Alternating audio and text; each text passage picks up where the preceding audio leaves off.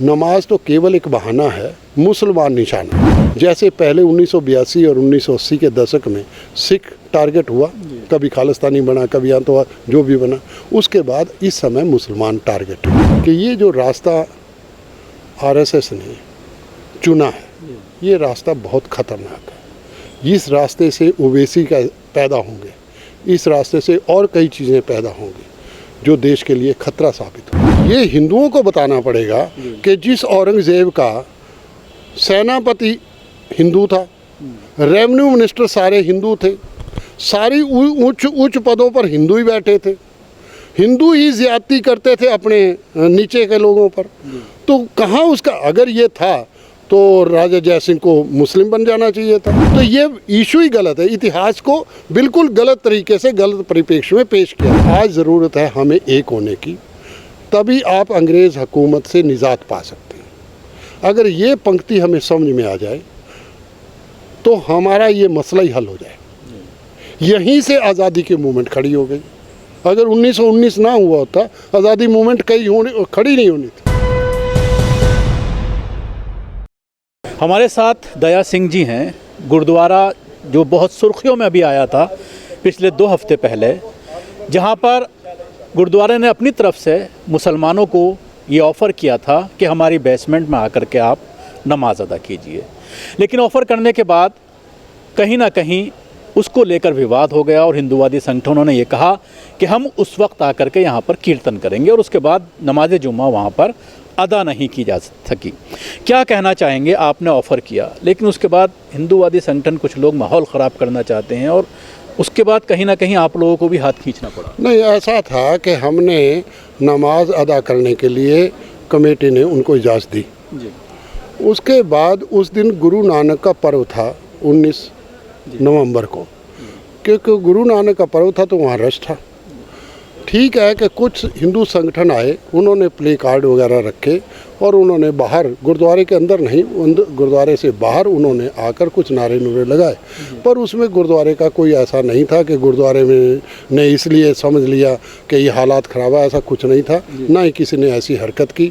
हाँ, उन्होंने हमारे सामने आके ये कहा कि क्या हम गुरु तेग बहादुर की शहादत की किताबें बांट लें।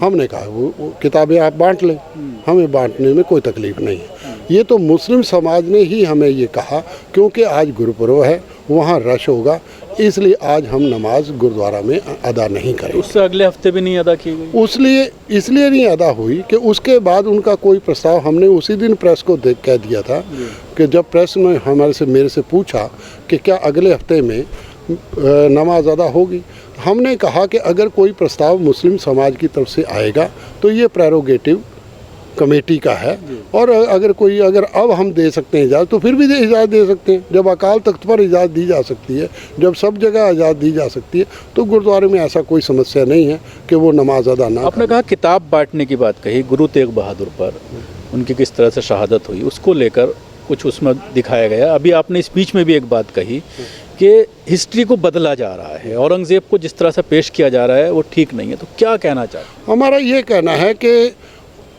मुग़लों के साथ गुरुओं के खट्टे मीठे संबंध रहे। गुरु नानक ने एक मूवमेंट को खड़ा किया जो एक आज़ादी की मूवमेंट के तौर पर खड़ी हुई, जिसको हमने सिख कहा और सिख धर्म और सिख पंथ बन गया। गुरु नानक के बाद अकबर बादशाह गुरु अमरदास जी के पास आया, तीसरे गुरु थे। उनकी बेटी के नाम पर उन्होंने 85 गांव लगा दिए, कोई रास्ता नहीं था।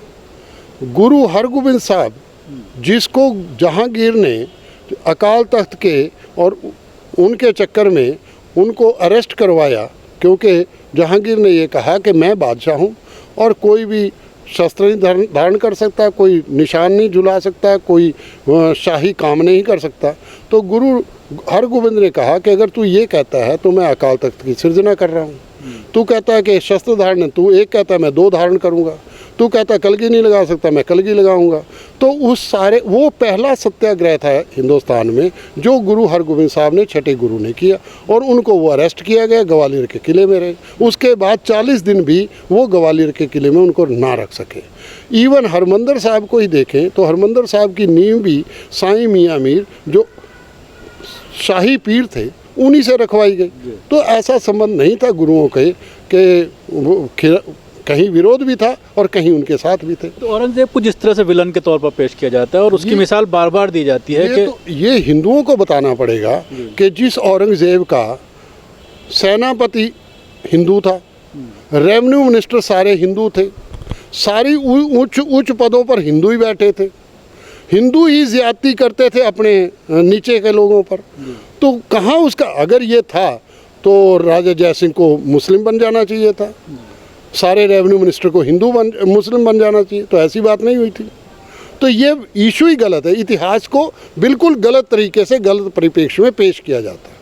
ये जो कहा जाता है कि शीशगंज गुरुद्वारे में जाकर देखिए, वहाँ आपको पूरी कहानी मिलेगी, किस तरह से जुल्म हुए, उसके पूरी निशानियाँ हैं वहाँ पर, और पूरा उस पर क्लियर हो जाएगा कि किस तरह से औरंगजेब ने जुल्म किया था गुरुओं के। गुरु तेग बहादुर के सामने एक सवाल आया कि देश में आम आदमी को उसकी कल्चर और उसके तरीके से नहीं रहने की इजाज़त नहीं है, वो नहीं रह पा रहा। तो गुरु तेग बहादुर वहाँ से चल पड़े, उन्होंने कहा कि हम बात करते हैं, फ्रीडम ऑफ एक्सप्रेशन आज भी तो कहते हैं ना कि फ्रीडम ऑफ एक्सप्रेशन होना चाहिए, हम बात कर लेते हैं। तो वो तो आप चल के गए, उनको कोई औरंगजेब ने बुलाया थोड़ी ना था, बल्कि 4 महीने बहादुरगढ़ का जो किला है, जो औरंगजेब का सांडू था, चौमासे में उन्हीं के पास रहे। सामने मस्जिद है, इधर गुरुद्वारा है, आज भी है किले के अंदर। तो इसका मतलब ये ऐसी बात नहीं थी। हाँ, ये बात ज़रूर थी कि आज भी UAPA लगा दिया जाता है, टाड़ा लगा दिया जाता है, आज भी फांसी का मुकदमा लगा, फांसी हो जाती है जो देशद्रोह करेगा। उस समय की सरकार ने गुरु तेग बहादुर के उस विचार को, उस सोच को उन्होंने देशद्रोह माना। जब उन्होंने देशद्रोह माना तो जो उनका लॉ था, जो उनका कानून था, जो उनकी शरीयत थी, जो भी सिस्टम था, उनके अनुसार उसने उनको शहादत दी। तो इस हिस्ट्री को जिस तरह से तोड़ मड़ोड़ कर पेश किया जा रहा है, तो क्या आपके गुरुद्वारों के जरिए कुछ कोशिश की जाती है इसको सही ढंग में, क्या इसकी हकीकत है वो लोगों तक पहुंचाया जाए, अपने धर्म के मानने वालों तक पहुंचाया? ऐसा है कि इस समय बाकायदा तौर पर गुरु ग्रंथ यूनिवर्सिटी बनी है फतेहगढ़ साहब में, श्रोमणी गुरुद्वारा प्रबंधक कमेटी है, सिख मिशनरी कॉलेज वहाँ बना हुआ है, वो सारे इस पर काम कर रहे हैं। डॉक्टर गंडा सिंह ने बहुत काम किया, बहुत लोगों ने काम किया, बहुत अच्छा इतिहास के कुछ पन्ने जो हम बता रहे हैं, आखिर हमने भी तो कहीं से पढ़े होंगे ना, हम भी सीधे तो उठा के नहीं ले आए, तो हमने भी कहीं से पढ़े हैं। तो इसका मतलब है कि इतिहास को जिस ढंग से तोड़ा, क्यों जो इतिहासकार थे वो बहुत सारे बहुतायत तो हिंदू ही थे, हिंदुओं ने अपने तरीके से उस इतिहास को लिखा। जब उसकी जांच हुई, उसके ऊपर काम किया गया, तो फिर लोगों को पता लगा कि यहाँ इतिहास के साथ गुरु ग्रंथ, क्योंकि गुरु ग्रंथ में तो कोई इधर उधर की बात नहीं हुई, तो उन्होंने गुरु ग्रंथ के आधार पर उसको जांचा और परखा। उसके बाद कुछ इतिहास के पन्ने सामने आए, अब और खुलेंगे और आगे बढ़ेंगे जैसे जैसे लोग उठेंगे। कहीं ना कहीं ये सारी बातें करके मुसलमानों में और सिखों में जो एक भाईचारा है, और ख़ास तौर से जो सेवा का भाव है आप में भी उसी तरह का है, मुसलमानों में भी ख़ास तौर से। एक बात आपने भी कही कि जब तक मुसलमान और सिख देश में हैं तब तक यहाँ पर हिंदू राष्ट्र नहीं बन सकता। तो इस भाईचारे को तोड़ने की कोशिश क्यों की जाती है? मैं एक बात आप जब इतनी बात पूछ रहे हैं, 1920 का एक इंस्टांस मैं आपके सामने रख देता हूँ, 2 लाइन का इंस्टांस है। बाबा खड़ग सिंह सिख लीग के अध्यक्ष थे, सिख लीग की मीटिंग थी, लाहौर में मीटिंग थी। गांधी, मोतीलाल नेहरू, मोहम्मद अली जौहर और शौकत अली उस मंच पर थे। मोहम्मद अली जौहर ने, खालसा जी सारे सिख थे, खालसा जी को संबोधित करते हुए कहा, खालसा जी, हो सकता है हमारे बुज़ुर्गों ने आपके बुज़ुर्गों के साथ बहुत ज़्यादतियाँ की हैं, हम उसकी माफ़ी मांगते हैं। मेरी और मेरे भाई शौकत की मैं गर्दन पेश करता हूँ, आपका मन करे तो काट लें, पर आज ज़रूरत है हमें एक होने की, तभी आप अंग्रेज़ हुकूमत से निजात पा सकते हैं। अगर ये पंक्ति हमें समझ में आ जाए तो हमारा ये मसला ही हल हो जाए। यहीं से आज़ादी की मूवमेंट खड़ी हो गई। अगर 1919 ना हुआ होता, आज़ादी मूवमेंट खड़ी नहीं होनी थी। 1919 के बाद ये मीटिंग हुई और इस मीटिंग से आज़ादी की मूवमेंट सिख आगे आ गया और सिख ने अपनी लड़ाई आरंभ की। और सिख जब आगे आया तो आप तिरंगा को ही देखें, तिरंगा में जो 3 रंग हैं, आरएसएस तो इन 3 रंगों के खिलाफ थी, वो तो कुछ और रंग चाहती थी। इन 3 रंग में क्या है? हरा रंग मुस्लिम का ही था, जो भगवा, जिसको भगवा कह रहे हैं, जो सैफरन कलर है, ये सिखों का, आज निशान साहब का देख लो तो ये देख लो। और एक जो सफ़ेद रंग है वो म्यूचुअल था, सबकी अंडरस्टैंडिंग का था, तो 3 ही रंग क्यों लिए गए? और ये भी बाबा खड़क सिंह की सदारत में हुआ ये 3 रंग। तो मेरा ये कहना है कि ये जो भाईचारा है, जो आज़ादी की लड़ाई है, हम सब ने एक होकर लड़ी है। हमारा ये कहना है कि आज़ादी के बाद जो हालात हैं, हमें सबको एक होकर चलना चाहिए, चाहे वो उसमें मुसलमान है, चाहे वो सिख है, चाहे वो ईसाई है, चाहे कोई भी है, हम सबको एक होकर रहना चाहिए। आज ये जो नमाज का कोई झगड़ा नहीं है, नमाज का कोई इशू ही नहीं है। नमाज का केवल इतना इशू है कि नमाज तो केवल एक बहाना है, मुसलमान निशाना। जैसे पहले 1982 और 1980 के दशक में सिख टारगेट हुआ, कभी खालिस्तानी बना, कभी आतंकवाद, जो भी बना, उसके बाद इस समय मुसलमान टारगेटेड है।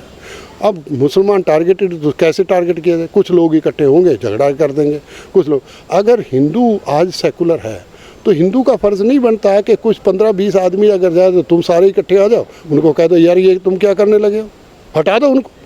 इसका मतलब आप इतने लोग कमज़ोर हैं, या आपकी एसेंट है उसके साथ, अंडरस्टैंडिंग है। तो कोई ना कोई तो, ये तो हिंदुओं का फ़र्ज़ है कि अगर इस देश को एक बनाए रखना, इसको सेकुलर बनाए रखना, इसको भाईचारे का बनाए रखना, इसको एक देश बनाना है जो गांधी का देश है, या जो भी है, जिस देश को भी हम मानते हैं आज वो हमारा देश है। इस देश को हमने एक होकर रखना है। एक तभी हो सकता है जब हम सब मिलकर चलें।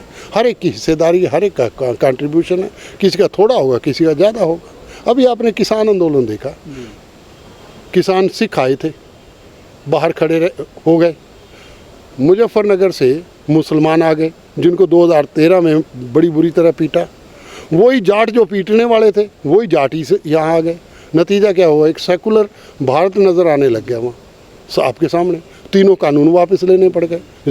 सरकार तो वही है ना, जो हिंदू राष्ट्र की सरकार अपने आप को सोचते है, वही है ना, सरकार तो कोई और नहीं। 9 बजे उठे, गुरु नानक का पर्व देखा, और गुड़गांव में गुरुद्वारे में कहीं नमाज अदा हो रही है, तो 9 बजे उठे तो देश के प्रधानमंत्री, माननीय प्रधानमंत्री मोदी जी आए, और वो शॉल भी उस दिन जो टेढ़ी मेढ़ी उन्होंने ली थी वो तो वही बता सकते हैं। जल्दबाजी में आके उन्होंने कहा मैं तीनों कानून वापस लेता हूँ, मैं उसकी माफ़ी मांगता हूँ। तो इसका मतलब तो आपने मान लिया। तो ये बात है। मेरा ये कहना है कि ये जो रास्ता आरएसएस ने चुना है, ये रास्ता बहुत ख़तरनाक है। इस रास्ते से ओवैसी का पैदा होंगे, इस रास्ते से और कई चीज़ें पैदा होंगी जो देश के लिए खतरा साबित होंगी। अगर बहुसंख्यक ठीक ना हुआ तो अल्पसंख्यक अगर इकट्ठा होता है, तो जो बच्चा होता है ना, जो छोटा होता है, बड़ा भाई होता है, जो प्यार से रखता रहे, जब छोटा उग्र होता है वो बहुत ख़तरनाक होता है। मैं सोचता हूँ कि हमने बहुत हालात देखे, सिख भी उस हालात से निकला है, मुसलमान भी उस हालात से निकला, हम लोग सारे उस हालात से निकल रहे हैं। हमें इस हालात को बंद करना चाहिए। हाँ, ये भारत है, हम सबका है, हम सबको जोड़ के चलना चाहिए। यही हमारा संविधान है।